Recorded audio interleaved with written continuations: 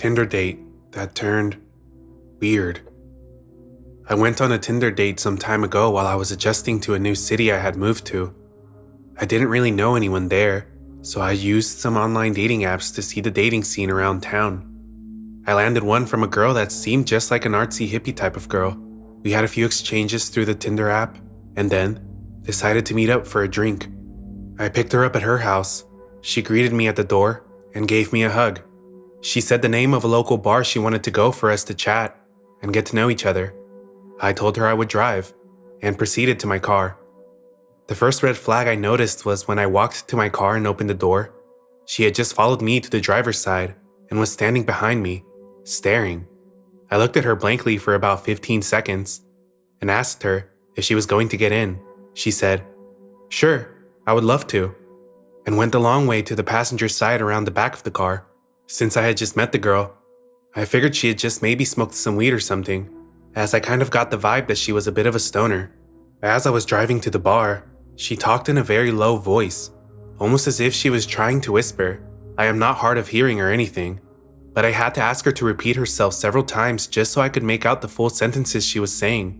When we got to the bar, I made sure we got a seat closer to the back away from most people, just so I could have a little quiet in order to hear her. The conversations honestly carried on as normal from this point, and it was actually a fun time for the time being. We talked about different things we were interested in, and she did bring up that she did recreationally use weed and a few other tripping substances, like shrooms and such. I'm not much of a fan of these, but it at least made me relax in the back of my mind to think that she was maybe just high off marijuana, and that rationally explained some of the out there behavior. Granted, I had had a few drinks at this point, so I was completely not thinking straight. I asked her if she wanted to go to my place after drinks, and she agreed. When we got to my place, we had a few more drinks. Then she started talking about her jewelry. This is where it gets weird. She told me her jewelry was a big secret, and it defined her. When I asked her why it was so important, she said, "I'm actually Anastasia, and I was never killed in Russia. My jewelry is a link to my past."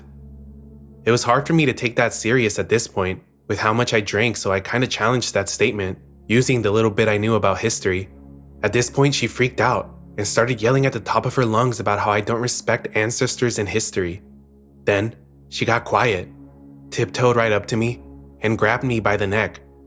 She then brought my face eye to eye with hers, while still holding my neck, and says at this point, "I am a shaman, and I will curse you. My ancestors have destroyed many people, and you do not respect that. You are from oppressive ancestors, and they will be punished."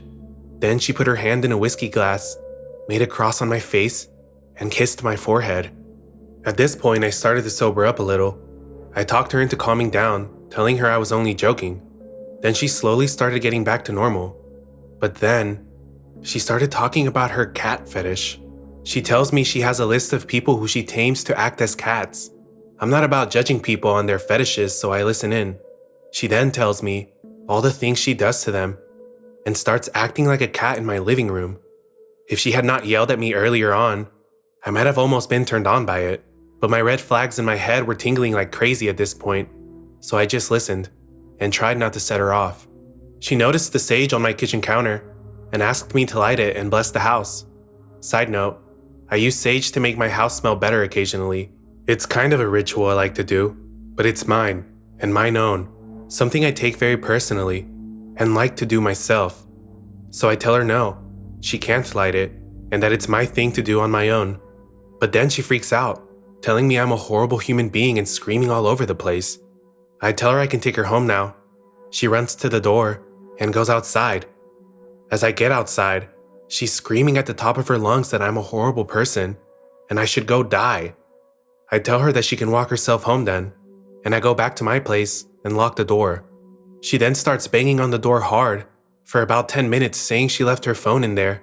I grab her phone off of the kitchen counter and open the door to hand it to her, but she tries to barge inside, so I block her with my forearm. Then, she acts like she's about to punch me, but I just hold my ground and tell her she's not coming in. She screams she wanted the whiskey bottle we were drinking from. I told her hell no, because I paid for the damn thing. So I slam the door at that point and lock it. I heard her bang on the door for another minute, but then hear her footsteps going down the stairs. I waited about an hour and then went walking outside to see if she was still hanging around. I didn't see her, nor did I ever see her again after that. I know this is probably not the scariest encounter, but for the next few nights I was creeped out always walking around the area I live, just to make sure she wasn't hanging around. I honestly hope she's okay wherever she is, but I hope to never see her again.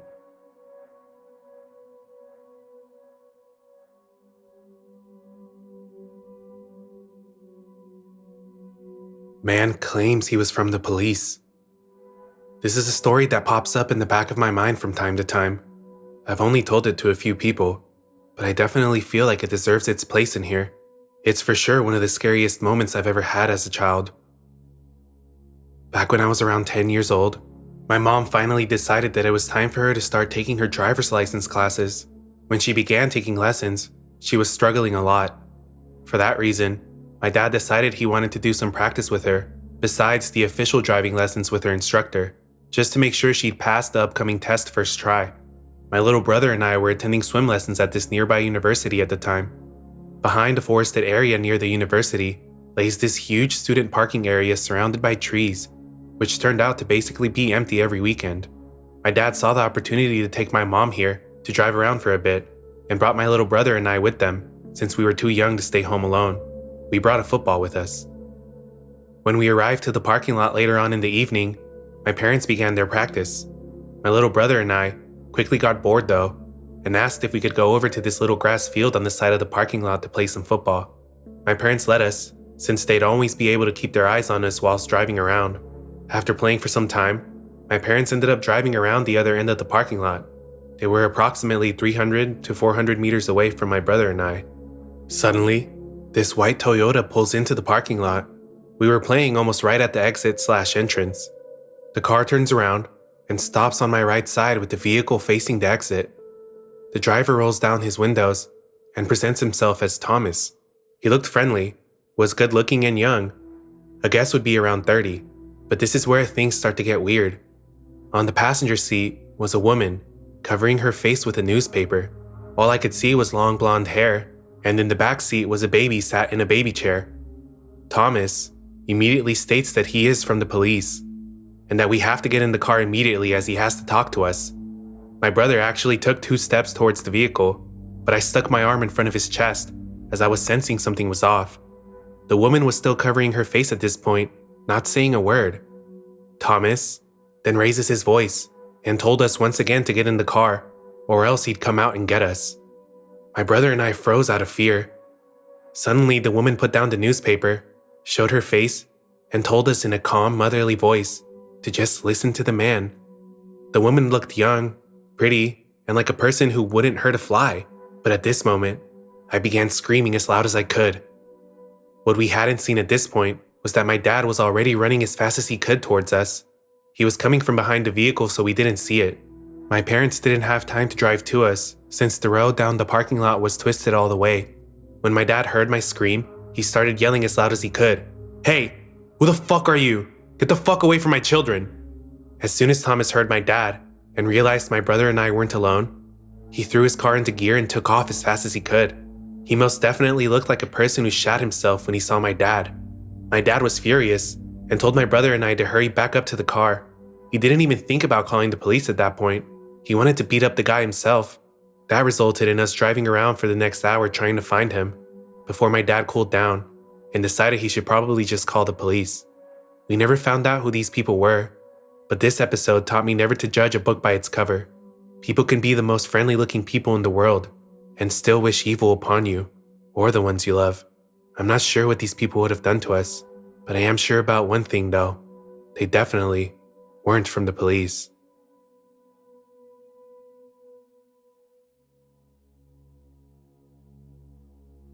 I was almost kidnapped as a child.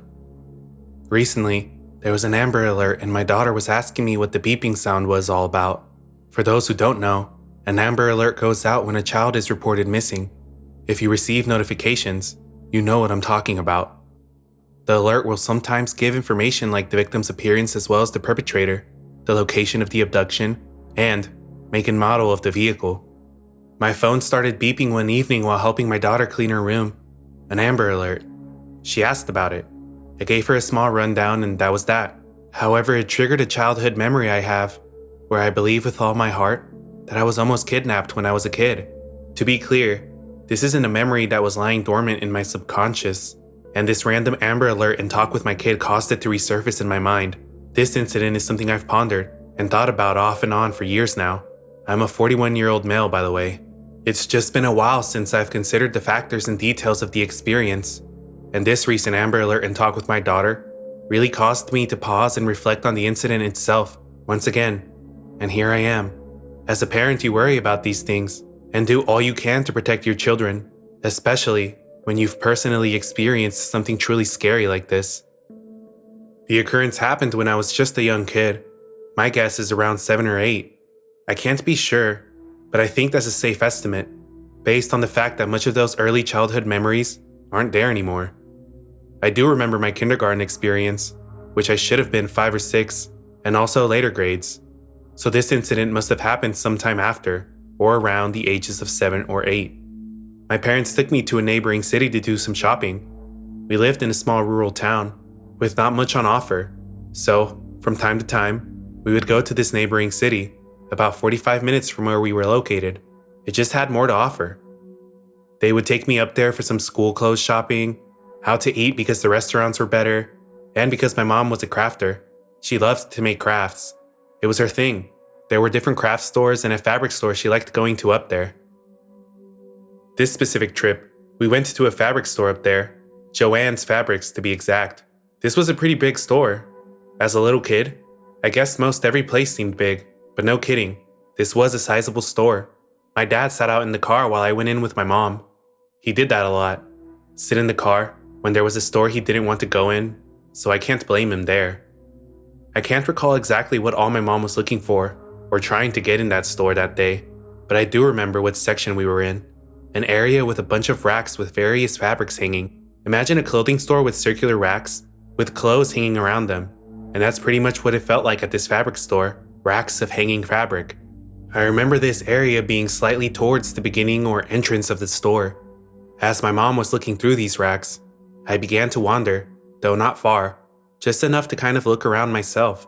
I was probably bored and started wandering around is my guess, but I could still see my mom just up and over a few racks away. So it wasn't like I was on the other side of the store or anything. A random man approached me, and honestly, I can't remember at what direction he came from. It's just like I was there by myself one minute, and the next, I looked up and saw this guy. It was like he came in fast and out of nowhere.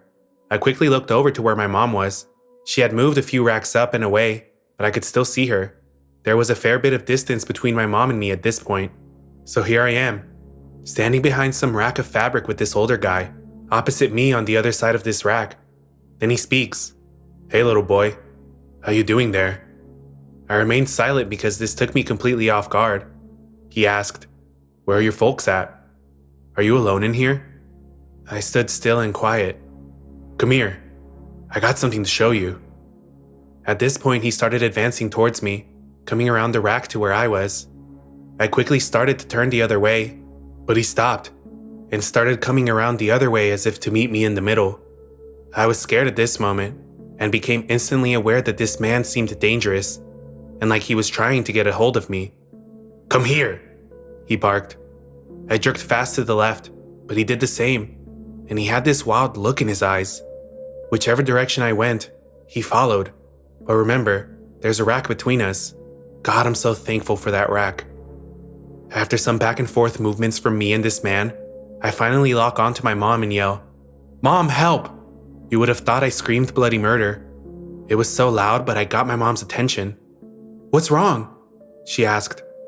This startled the man, and he looked over his shoulder in the direction of my gaze and confirmed, "Yep, that must be his mother." His demeanor completely changes, and it's as if everything is just fun and games, and he was just messing around. And he said as much to my mom. I was just messing with him. "No harm, ma'am." My mom came over to where I was, and as we reconnected, the guy just tips his hat at my mom and makes his way out of the store. I explained to my mom what just happened, that this guy was trying to get me. I was so upset and shook up, but she told me I did the right thing by yelling and getting her attention. It was terrifying for sure, and I'm thankful something crazy didn't happen. Could I have been imagining things? Like maybe this guy really was just messing around. I very much think there were nefarious intentions. Why would a random older guy be perusing a fabric store? If he was there for something like crafts or fabric, why promptly leave when confronted? I truly believe he was up to no good. Anyway, that's my story. I appreciate anyone taking the time to read.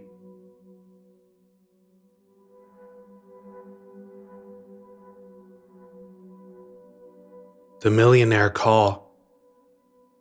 I mentioned this story on another post, and because I have enough karma, it's time to tell it full. Throughout the story, you will see how I omitted tons of red flags, so please be merciful with your judgment. This one is long. I had just turned 15, and it was the end of the summer. My parents were working. They were administrative and monetary consultants at a lawyer's office, and my brother was in basketball practice. So, I was home alone with my puppy watching TV. And the phone rang.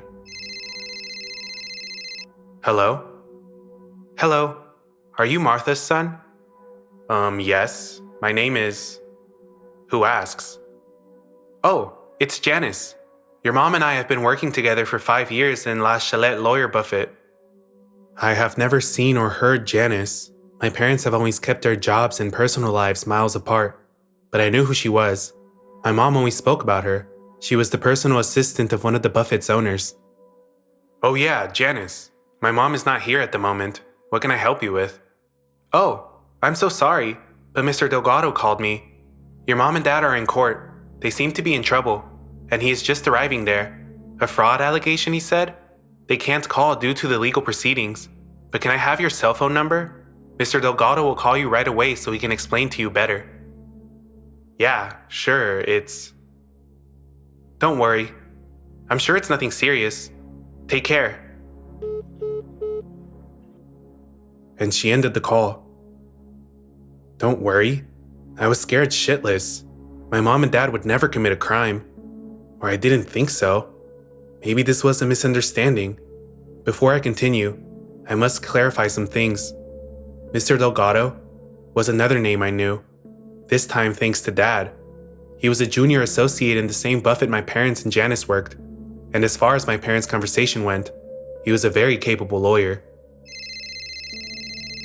My cell phone rang. Hello, is this... Yes, Mr. Delgado? Yeah, kid, listen to me. We're in quite the trouble. I'm here in the court. Your parents are being prosecuted for tax evasion and financial fraud. I'm working with the bare minimum here, and the judge won't let me talk to them, so I need your help. This is a thunder case if we don't work fast. We could be in serious problems. What? But my parents would never do something like that.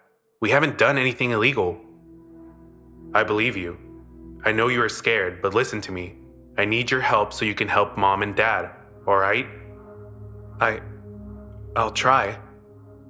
Have your parents made some big purchases recently? A property? A car? House items like a TV, computers, fridges, or the like?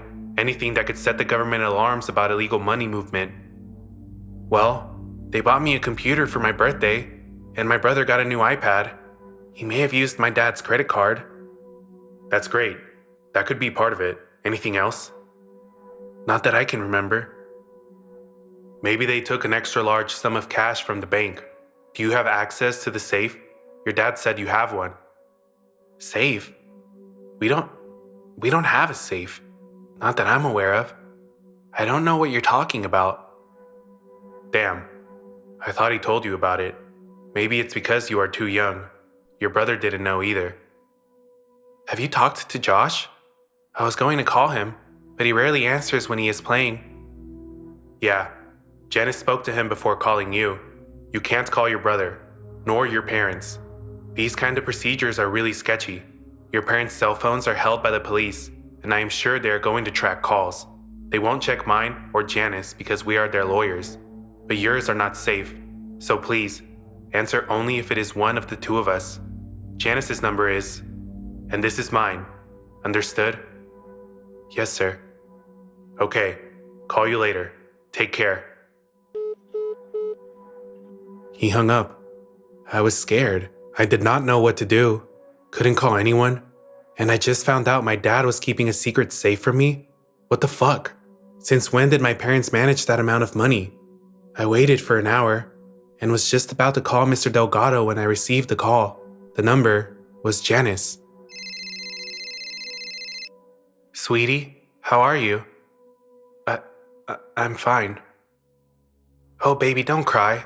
We're going to solve this together. I know this is going to end well. Mr. Delgado was able to speak to Philip, and they had made a deal with the prosecution.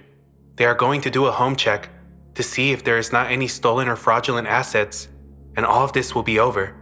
That's amazing, Janice. I know. But that brings us another problem. These check-ins are sometimes done by unscrupulous people, and they will take anything they consider valuable as evidence and will never return it. Your mother fears they will do that, especially to her jewelry, and most importantly, her wedding ring. You need to take it all out, including the computers. We already told the judge about them, and he discarded them as the cause, but we don't know if the agents will respect the verdict. Mr. Delgado is going to pick the things up. But wait, I don't know where my mom keeps her jewels or wedding ring. They must be in her room. Just look for those you can save. Worry about those that could look suspicious. Okay, but does Mr. Delgado know where I live? Yes, sweetie. He will wait for you in the park on the other side of the street. Be ready in 30 minutes. She hung up, and I did what was told. I went through my house, searching for anything that looked expensive and put it in my backpack. I was able to find my mom's ring and other gold jewels. I also packed my brother's laptop and my old computer. Better to be safe, I thought. I went to the park and waited. Mere minutes later, a black SUV made a turn and parked on the other side. A bald man in a suit came out and gestured for me to come over. When I came close, about 3/4 of the distance between us, my survival instinct finally kicked off. Mr. Delgado? Yes, boy, it's me. That was the voice in the cell phone, no doubt about that. But there was something off. Mr. Delgado was a junior associate, as I told you, and my father always said how he was an intelligent young man that would go very far. The guy in front of me was at least in his 40s, not young at all. I stopped, so the man came closer. Is there a problem? Are you all right? His fatherly tone was almost enough to make me put my guard down again. Almost. No, I am fine. Well, then let's go. Your parents are waiting. Sorry, what? Where are we going? To court, obviously. You can't be here when the police does the checkup. The alarm has gone off in my head, and its volume was increasing. In that moment, I finally started putting the pieces together. Mistakes in their story, some illogical points they have made. This was wrong. There was something wrong here. I needed to get away from there as fast as I could, but there was a problem. Mr. Delgado had company. I could see in the SUV there was another man in the driving place. The park was totally empty, and my house was too far away for a sprint. No one in the streets either. I was alone, until I remembered I was not. Kid, let's go. My puppy. What? I can't leave my puppy alone. He's just a few months old. But I need to go for him. It's important. We don't have time for the dog. I was making time. I needed him to believe I was still in his game until someone arrived in the area. It was still a public park in summer. It was bound to happen sooner or later. More likely sooner. I think he knew the same. Whoever he was, he knew he couldn't stay in the open too long. Fine, go for the puppy, but give me the backpack. It looks heavy. It will only make you go slower. Shit, I didn't want to, but I gave it to him. It would at least appease him somehow. If I refused, who knows what he could do. And I went away. I didn't run, I just walked, trying to keep my calm and trying to keep the charade, until I was sure the distance between us was enough, and I sped up to the 10,000. I didn't know it was possible for me to go that fast. As I was getting farther, I could see the SUV engine as it started and went its way. I stopped. I was in front of my house and broke apart. I was crying. I was shouting, scared, sad, mad. How could I be that stupid? My neighbor heard me and came at the moment. She must have thought I was having a panic attack. Maybe I was, and hugged me, trying to calm me down. I told her everything, and she was the one who called my mother. My mom was in our home in 15 minutes after that and hugged me so tight. I was still terrified and would still be a long time after the incident. To this day, I am unable to answer a phone call of an unknown number without feeling a pain in my stomach. And in general, I hate phone calls. Only text is what I say to everyone I meet. I gave away the equivalent to $5,000 in electronics, jewelry, and some spare cash I had found. I gave away my mom's wedding ring and 2 family heirlooms. I gave away my birthday present and the iPad my brother had spent all year saving for. In that moment, I just hated myself. I hated that I had been tricked so easily. Even if my family said the most important thing was that I wasn't hurt, I still saw the pain of losing all the material things, especially Mom. That hurt me the most. With time, we were able to understand that this was a very long game we have been involved in for months. How did they know my parents' coworkers' names and jobs? My mom lost a flash drive with lots of documents some weeks prior. She believes in the bus, with a lot of job information. She never thought too much of it, but it's likely they also got our home telephone from one of those documents. How did they know where we lived? That summer, we had received a lot of calls from different services, ex-bank, ex-cell phone line, ex-public service to verify data. Most of the time, it was my brother who answered, sometimes my mom or me. We understood that under the pretext, they were able to obtain not only our address, but they verified my parents' names. How did they know I was alone so they could trick me? Same method. With their almost daily calls, they knew who was at home, at what time, and were able to pinpoint that most Tuesdays and Thursdays, I was left in the house with no one else, not even my brother. I also believe they had come to the area at some time, as they knew the park had no security cameras, and that my mom did not use her ring. They created this whole story, almost perfect, but it still had flaws. First, the one that saved me, Mr. Delgado's age. Second, I forgot my mother had just been working in the buffet for 3 years. It was impossible she met Janice 5 years prior. Third, the safe thing. Obviously, a general assumption they make believing every person has one. Fourth, I found it weird that Mr. Delgado was acting as my parents' lawyer, when my uncle had always been the one in charge of any small legal problem we had. Fifth, all their legal chit-chat. I didn't know our legal system that well, but it's almost impossible you were taken suddenly to court and judged in less than a day without being able to establish a defense. This is just what I can remember, as it was almost 12 years ago. My conversations with Janice and Mr. Delgado were longer, and I know I had seen more holes in their stories once I reviewed them without the panic. Sadly, I saw through their lies too late, and when I was already in a very bad position. I was victim of a llamada millonaria, the millionaire call, a method in which the criminals manipulate the most naive and vulnerable person in a household, using an emotional bargain so that they willingly give up their things, or even themselves. The thieves were never caught. The phones they used were fake one-uses, and without camera footage, the police had nothing to work with. There were no fingerprints or similar, because they didn't touch anything that I kept. I was not able to see the SUV plate due to the distance, and Mr. Delgado was an average Joe without any identifiable mark. The only good thing that happened that day was that I didn't enter their damn car. Maybe I wouldn't be writing this if I did. We lived in fear that they would reappear someday, as they knew our home address, but thank God it didn't happen, and I hope it stays that way. Janice and Mr. Delgado, let's not meet again.